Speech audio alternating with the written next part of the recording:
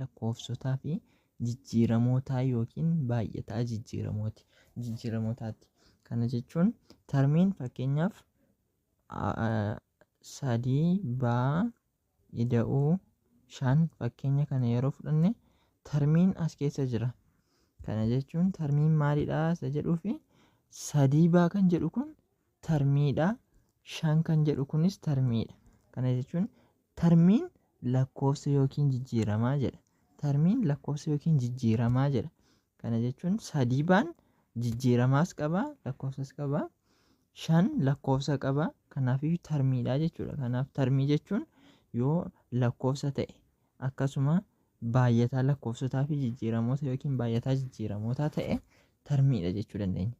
Tarmii tokkeen yookiin isaa ol qoyyaba ida'uu yookiin hir'isuutiin ibsame ibsama aljibiraa jedhama. Kana jechuun akkuma amma isin fudhadhe fakkeenya 3b-ida'uu tokko kan jedhu kana keessatti amma asitti ida'uutiin gargar ba'eera. Asitti tarmii tokkeen yookiin isaa ol qoyyaba ida'uu yookiin hir'isuutiin ibsame ibsama aljibiraa jedhama. Kanaafiyyuu ida'uutiin yookiin hir'isuutiin as kanatti amma kun ida'uutiin adda ba'eera waan ta'eef kun ibsama aljibiraa jedhama jechuudha. Fakkeenyaaf 8 9 yaa xaa 3 xaa 6 yaa 3 yaa hir'isuu 8 6 xaa ida'uu 5 ibsamoota aljibiraati. Akkuma amma isiniin jedhe ida'uu yookiin hir'isuutiinis adda ba'eera waan ta'eef warri kun ibsama aljibiraa jedhamu jechuudha. Fakkeenya 4 ibsamoota jechaan kennaman ibsamoota aljibiraatiin ibsi. Ibsamoota jechaan jedhee asitti ibsamoota jechaan kennaman ibsamoota aljibiraatiin ibsi jedhamiti 7 jedha asitti. 7 ibsama aljibiraatti gaafa jijjiirru lakkoofsuma 7 keenyaa jechuudha. Umuriin kiyyaa umurii hiriyaa kootiin 5 caala jedha. Umuriin kiyyaa umurii hiriyaa kootiin. Umurii kiyyaa beeknaa? Umurii kiyyaa nuun kennine. Kanaafuu umurii kiyyaa hin beeknu waan ta'eef jijjiirama fudhanna. Asitti kitaabni keessan maa fudhatee kan barbaadan qubee barbaadan fudhachuu dandeessu. Umurii kiyyaa maa jennee yoo fudhanne kan hiriyaa isaatiin 5 caala waan ta'eef umuriin kiyyaa meeqadha jechuudha. Kan hiriyaa isaarra 5 caala jechuudha. Asitti umurii kiyyaas umurii hiriyaa isaas hin beeknu waan ta'eef akka kanatti fudhannaa jechuuti. Maa ida'uu 5 kan jedhu kun maan umurii hiriyaa kootiiti. Umurii kiyyaa hin beeknu. Kan maa jennee fudhanne kana umurii hiriyaa isaati. Umurii hiriyaa kiyyaa jechuudha. Umurii hiriyaa kiyyaa maa goone yoo fudhanne umuriin kiyyaa immoo meeqadha? Maa ida'uu 5 jechuudha. Akka kanatti hojjennaa. Dheerinni biqiltuu baargamoo si'a 3 dheerina biqiltuu gaattiraati. Dheerinni biqiltuu baargamoo si'a 3 dheerina biqiltuu gaattiraati. Kana jechuun dheerina biqiltuu baargamoos hin beeknu, dheerina biqiltuu gaattiraas hin beeknu. Amma biqiltuu gaattiraa jijjiiramaa fudhanna. Jijjiiramaa maal fudhate kitaabni keessan? Kaa fudhate. Kaa yoo fudhanne kaan jijjiiramaadha. Jijjiiramaa sana kaa fudhanneerra dheerinni biqiltuu baargamoo si'a 3 yookiin dachaa 3 dheerina biqiltuu gaattiraati waan jedhuufi dheerina biqiltuu baargamoo sana baruuf immoo maallaa si'a 3 dheerina biqiltuu gaattiraati waan jedhuuf dheerinni biqiltuu gaattiraa kaadha yoo jenne dheerinni biqiltuu baargamoo immoo si'a 3 dheerina biqiltuu gaattiraa waan ta'eef 3 kaa jennaa jechuudha. Akka kanatti 3 kaan dheerina biqiltuu baargamooti jechuudha. Dheerinni biqiltuu gaattiraa immoo kaadha jechuudha. Kan itti aanu ida'amni lakkoofsa 2 5 ta'a. Ida'amni lakkoofsota 2 5 ta'a jedha. Ida'ama lakkoofsota 2 sana fakkeenyaaf 1 ida'uu 4 5 ta'a. 2 ida'uu 3 5 ta'a. Akka kanaan lakkoofsi 5 ta'u jira. Amma as keessaa kan inni fudhadha akkaataa ibsama aljibiraatiin yeroo keenyu immoo maal goona lakkoofsi 2 ida'uu 3 ta'uu danda'a, 1 ida'uu 4 ta'uu danda'a waan ta'eef iddoo isa jalqabaa kana jijjiiramaa fudhanna. Maal fudhanna jijjiiramaa? A fudhanna. Iddoo isa lammaffaa irra galu kanaaf B fudhanna. Kanaafiyyuu A ida'uu B walqixa 5 jenna jechuudha. A ida'uu B walqixa 5 kan jedhu kana keessatti A'n isa jalqabaadha, B'n isa itti aanudha. Kanaafiyyuu iddoo A yoo 2 buusne iddoo B 3 buusne 5 ta'uu danda'a. Iddoo A 3 buusne iddoo A tokko buusne iddoo B 4 yoo buusne 5 ta'uu danda'a. Kanaafiyyuu akka kanatti hojjennaa jechuudha. A fi B'n lakkoofsotadha jechuudha.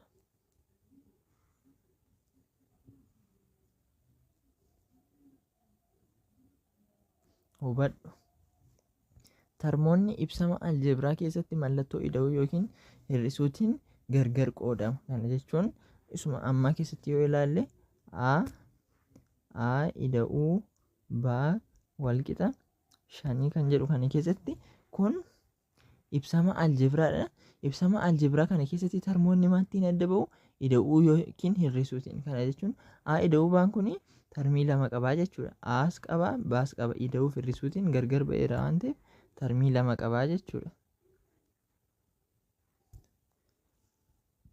Termoonni ibsama aljeebraa ibsamootni aljeebraa termii tokko yookiin tokkoo ol qabaachuu danda'u. Ibsamootni aljeebraa termii tokko yookiin tokkoo ol qabaachuu danda'u. Amma 2A ida'uu 5 yoo jenne lakkoofsi kun termii 2 qaba. Tokko 2A'dha, inni lamaffaan 5. Asitti yoo 2 fi A adda baastanii ilaaltan 3 ta'uu danda'a. Garuu akkasii miti. Termii tokko yeroo lakkoofnu ida'uu fi hir'isuun gidduu jiraachuu qabaa jechuudha. Amma kun walitti 2 fi A gidduu termiin ida'uun yookiin hir'isuun waan hin jirreef akka tokkotti fudhanna. As ida'uu fi hir'isuutiin waan gargar baasuuf akka 2tti fudhatamaa jechuudha. Kanaafiyyuu tokko yookiin tokkoo ol qabaachuu danda'u jechuudha. Yoo 2 B jennee dhiisne tokko qofaa qaba. Akka kanadha jechuudha. Lakkoofsonni cinaa jijjiiramootaatti argaman maxxantoota jedhamu. Lakkoofsonni cinaa jijjiiramootaatti argaman maxxantoota jedhamu yeroo jedhu fakkeenyaaf 2 B yoo fudhanne 2 B'n maaldha? B'n jijjiiramaadha. Cinaa jijjiiramootaatti jedhan immoo cinaa jijjiiramootaa jechuun lakkoofsa as kana lakkoofsa 2 kanadha jechuudha. Lakkoofsi 2 kun maal jedhama? Maxxantuu jedhama jechuudha yookiin maxxantoota. 3 A yoo jenne 3 maxxantuudha jechuudha. Fakkeenya 5 ibsamoota aljeebraa armaan gadii baay'ina termootaa fi tokkoon tokkoo termootaa tarreessi. Ibsamoota aljeebraa armaan gadii baay'ina termootaa fi tokkoon tokkoo termootaa tarreessi jedha. Asirratti akka kitaaba keessan irratti kaa'etti akka kanatti gabatee hojjettanii gabateetti qooduu dandeessu. Asirratti A irratti termiin kun ibsamni aljeebraan 4H hir'isuu 6 kun jedhu kun termii meeqa qabaa yoo ilaalle 4H'n termii tokkodha. 6 termii tokkodha. Hir'isuu fi da'uudhaan asitti adda baafameera jechuudha. Kanaafiyyuu kun termii 2 qabaa jechuudha. Termoonni isaa immoo maalidha? 4H fi maalidha? 6dha jechuudha. Yookiin negatiiva 6dha jechuudha. Baarratti 3 xaayyaazaa jedha. 3 xaayyaazaa kan jedhu keessatti maalidha? As gidduu ida'uu yookiin hir'isuutiin adda hin baane. Kanaafiyyuu termiin immoo yookiin ida'uu yookiin hir'isuu yoo gidduu jiraate termii 2dha jedhamuu danda'a. Amma garuu termii 2dha jedhamuuf kun yookiin termii 3dha jedhamuuf gidduu isaanii ida'uu fi hir'isuun waan hin jirreef akka termii tokkootti fudhannaa jechuudha. Kanaafiyyuu termii tokko qabaa jechuudha. Termiin tokko sun immoo maallaa isuma kanadha. 2 ida'uu 5 ida'uu hir'isuu 4 caa. Lakkoofsa kanarratti ida'uu fi hir'isuutiin adda ba'eera sitti. 2 jira, 5 jira, negatiiva 4 caan as jira. 2 kun termii tokkodha. Termii meeqa qaba walumaa galatti? Kan ida'uudhaan fi hir'isuudhaan adda ba'ee kan jiru termii sadiitu jira jechuudha. Termii sadiitu jira. Termii sadan kana akkamiin adda baasna? Termiin baay'inni termoota sadiidha. Termoota sadan kana immoo tokko lamadha qoodduu goone, inni itti aanu shandaadha, inni itti aanu immoo negatiiva 4 caadha jechuudha. Asitti maaliif negatiiva 4 caa jenne? Negatiiva yookiin hir'isuu yeroo ta'u hir'isuu isaas wajjin fudhanna. Amma lama ida'uu shandaa isa jedhu kanarratti ida'uun akkasumaan ida'uu dhiisnee akkasumaan fudhanna. Yeroo hir'isuu ta'u garuu hir'isuu isaas wajjin fudhannaa jechuudha.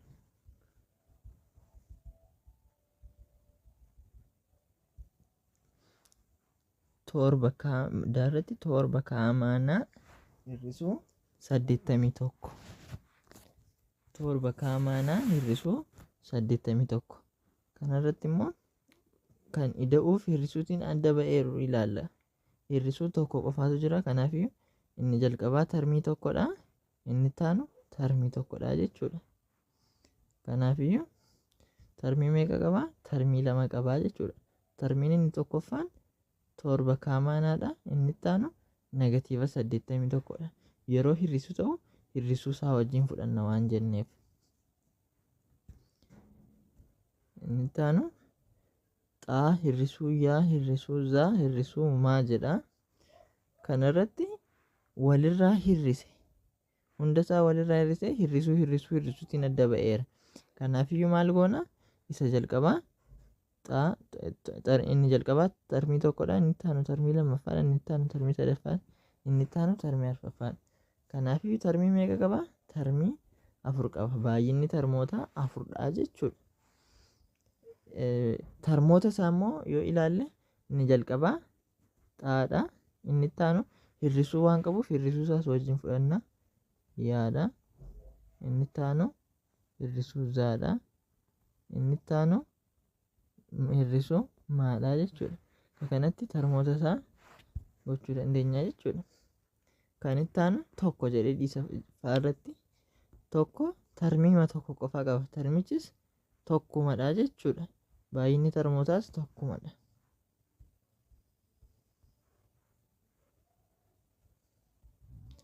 Kanattis qooddanii gabatee irratti hojjechuu dandeessu. Isuma nama isin ibsadha jechuudha.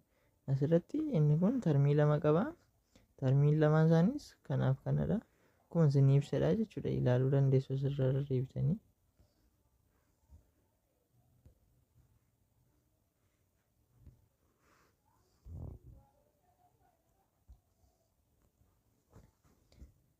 Fakkeenya 6 termii 10 xaa keessatti 10 maxxantu yoo ta'u xaan jijjiiramaa termichaati. 10 xaan termiidha. Termii kana keessatti 10 maxxantu yeroo ta'u maxxantu maalidha? Xaa jedhee 10 jiranii 10 kun lakkoofsi kun maxxantuudha jechuudha. Xaan immoo jijjiiramaa termichaati jechuudha. Torba xaayaa keessatti torba maxxantu yoo ta'u xaafiyyaan jijjiiramoota termichaati jechuudha. Ibsamni aljebiraa termii tokko qabu termii tokkee jedhama. Warri kun kunis termii tokko qaba, kunis termii tokko qaba. Kanaaf maal jedhamu warri kun? Ibsamni aljebiraa kun termii tokkee jedhama jechuudha. Fakkeenya 7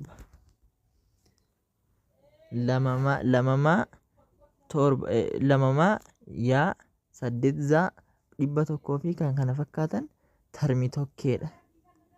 Termii tokkeedha. Kanaafiyyuu warri kun asitti lamamaa jedhee jira. Ida'uu hir'isuutiin adda hin baane. Kanaafiyyuu termii tokkeedha. Kunis akkasuma warri kun isaanii termii tokkeedha jechuudha. Ibsamni aljebiraa termii 2 qabu immoo termii 2 jedhama jechuudha. Innis fakkeenya kanarratti yoo ilaalle torbanaa ida'uu 2 ida'uutiin adda ba'eera kun. Kanaafiyyuu termii 2 qaba jechuudha. Termiin inni tokkoffaa torbanaadha. Termiin lammaffaa 2dha. Kanaafiyyuu termiin kun termii tokkee 2tu jira. Kanaafiyyuu walitti termii 2 termii 2 jedhama jechuudha. Baa 5 ida'uu 8 baa termii 2dha. Sababni isaas termoonni isaa lamaan tokko 5dha. Inni itti aanu 8 baadha. Ida'uutiin gargar ba'eera. Kanaafiyyuu termii 2 ta'a jechuudha. Gilgala tokko tuqaa sadii yeroo laallu ibsamoota gabatee armaan gadiitti bakka duwwaa guutii jedha. Ibsamoota gabatee armaan gadiitti bakka duwwaa guutii jedha. Asitti isa jalqabaa yoo laalle ibsamoota inni aarra jiru ibsamoota jedhee shanxaayaa ida'uu lamaxaa ida'uu sadii jedha. Kan nunni gaafate baay'ina tarmootaa tarmoota maxxantoota tarmootaa jedha. Kanaafiyyuu aarratti yoo laalle yeroo laalle shanxaayaa ida'uu lamaxaa ida'uu sadii jedha. Isa kanarratti shanxaayaa kan jedhu shanxaayaan baay'inni tarmootaa lakkoofama ida'uu fi hir'isuutiin kan gargar ba'eeru jechuudha. Ida'uu lamatu jira. Kanaafiyyuu tarmii isaa lakkoofna. Tarmiin inni jalqabaa shanxaayaadha. Inni itti aanu lamaxaadha. Inni itti aanu sadiidha. Kanaafiyyuu tarmii meeqa qabaa? Isa kana tokko, isa kana lama, isa kana sadiidha. Kanaafiyyuu baay'inni tarmootaa meeqadha? Sadiidha jechuudha. Tarmootni isaa immoo maal warra kamidha? Inni tokko shanxaayaadha.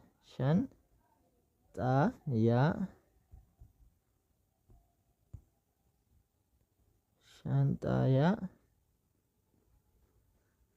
qoodduu goone inni itti aanu lamaxaadha. Lamaxaa inni itti aanu maalidha? Sadiidha jechuudha. Akka kanatti barreessina. Maxxantoota tarmootaa jedha. Maxxantoonni tarmootaa asitti jijjiiramaatti maxxanee kan jiru inni jalqabaa shan'aa maxxantoota isaadha. Inni itti aanu lamaxaatti kan maxxanee jiru lamadha. Lama jennaa. Inni itti aanu sadiidha. Maxxantuu jijjiiramaan qabu waan ta'eef akkasumatti dhiisnaa jechuudha.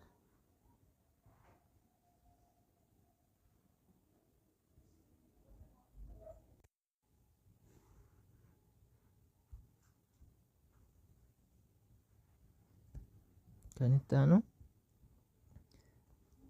abaacaa ida'uu ja'acaa ida'uu sagalbaa jedha. Baay'ina tarmootaa yoo ilaalle tarmiin inni tokkoffaa abaacaadha. Inni lammaffaa ja'acaadha. Inni sadaffaa sagalbaadha. Kanaafiyyuu baay'inni tarmootaa meeqadha? Sadiidha. Asirrattis tarmoonni isaa immoo maalidha? Inni jalqabaa abaacaa qoodduu goone. Inni lammaffaa ja'acaa. Inni itti aanu sagalbaa jechuudha. Warri kun tarmoota isaadha jechuudha. Kan itti aanu maxxantoota tarmootaa jedha. Maxxantoonni tarmootaa immoo inni jalqabaa abaacaa jedha. Abaacaatti kan maxxanee jiru lakkoofsa fakkeenyaaf utuu lamadha ta'ee lama abaacaa jedha ture. Abaacaa jedha ture. Utuu zeeroodha ta'e immoo zeerootii yeroo baay'atu lakkoofsi kamiyyuu zeeroo waan ta'uuf hin barraa'u. Kan inni abaacaa jedhee jiru tokko abaacaa waan ta'eefdha jechuudha. Garuu lakkoofsi kamiyyuu tokkoon yeroo baay'atu abaacaa jedhema waan yeroo baay'atu lakkoofsichuma waan ta'uuf jedhee utuu hin barreessin hafee jechuudha. Kanaafiyyuu abaacaatti kan maxxanee jiru tokkodha jechuudha. Sattaan irratti ja'acaa kan jedhu irratti ja'atu maxxanee jira. Sagalbaa irratti sagaltu itti maxxanee jira jechuudha. 123 jedha. 123 baay'ina tarmootaa meeqadha? 123 tokkumadha waan ta'eef tokko qofaa jenna. Tarmootni isaa meeqadha? Tarmoonni 123 isa jedhu kana barreessinaa jechuudha. Maxxantoonni tarmootaa maxxantuun jijjiiramaan hin jiru. Tarmoota kan jennu tarmoonni maxxantoota kan jennu maxxantoonni cinaa jijjiiramaatti yoo argamanii ta'edha. Kun immoo jijjiiramaan qabu waan ta'eef maxxantuu hin qabu. Kanaafiyyuu maxxantuu waan hin qabneef akkasumaan dhiisnaa jechuudha. Kan itti aanu faayida'uu 8 jedha. Faayida'uu 8 faayida'uu 8 kana keessatti tarmii meeqatu jira? Inni jalqabaa tokkodha. Inni lammaffaa lamadha. Kanaafiyyuu Tarmii meeqatu jira? Lamatu jira. Baay'ina tarmootaa jechuudha. Tarmoonni isaa inni jalqabaa paadha, inni itti aanu 8 raadha jechuudha. Maxxantoonni tarmootaa tokkoffaan akka asirratti isiniif ibse tokkoffaadha jechuudha. Tokkoon waan baay'atee jiruuf tokkoon lakkoofsi kamiyyuu baay'atu immoo lakkoofsichuma waan ta'uuf jijjiirama akkasitiin ka'eera jechuudha. Inni itti aanu maxxantoonni isa kanaa 8dha. 8 goonaa jechuudha. Paaqaa raasaa jedhee jira asitti immoo. Paaqaa raasaa kan jedhu kanitti baay'inni tarmootaa meeqadha? Ida'uuf hir'isuutiin adda hin baane kun. Kanaafiyyuu baay'inni tarmootaa meeqadha? Tokkuma jennaa jechuudha. Tarmoonni isaa meeqadha? Isuma kanadha jechuudha. Paaqaa raasaa jechuudha. Isuma ta'a. Kan itti aanu maalidha? Maxxantoota tarmootaa jedha. Akkuma isa kanarratti isin ibse tokkodha jechuudha maxxantoonni tarmootaa. Maanaa ida'uu caadaa ida'uu tokko jedha. Baay'inni tarmootaa meeqadha? Inni kun tokkodha, inni kun lammaffaan, inni kun sadaffaadha. Kanaafiyyuu maanaan tokko, isa kanaan lama, isa kanaan sadii. Kanaafiyyuu tarmii 3 qabaa jechuudha. Tarmoonni isaa immoo maalidha? Inni tokko maanaadha, inni tokko caadaadha, inni tokko immoo tokkodha jechuudha. Maxxantoonni tarmootaa maanaan maxxantuu tokko qaba. Caadaanis tokko qaba. Kun maxxantuu jijjiiramaa hin jiru waan ta'eef maxxantuun hin jiru jechuudha isarra. Kanaafiyyuu akka kanatti gabatee kana guutuu dandeenya jechuudha. Kanatti guuttachuu dandeessu. Ibsamoota aljabiraa tarmii tokkee fi tarmii lamee fakkeenya 2 kenni jedha. Ibsamoota aljabiraa tarmii tokkee fi tarmii lamee fakkeenya irratti akka ilaalaa turre tarmii tokkee kan jedhamu fakkeenyaaf 3 baa yeroo jennu 3 baan ida'uuf hir'isuutiin adda hin baane waan ta'eef tarmii tokkeedha. 2a yoo jennes 2aan gargar hin baane ida'uuf hir'isuudhaan. Kanaafiyyuu warri kun lamaan tarmii tokkeedha. Yoo barbaanne tarmii tokkee kan biraa yoo caa jennee dhiisnes caan tarmii tokkee jedhama.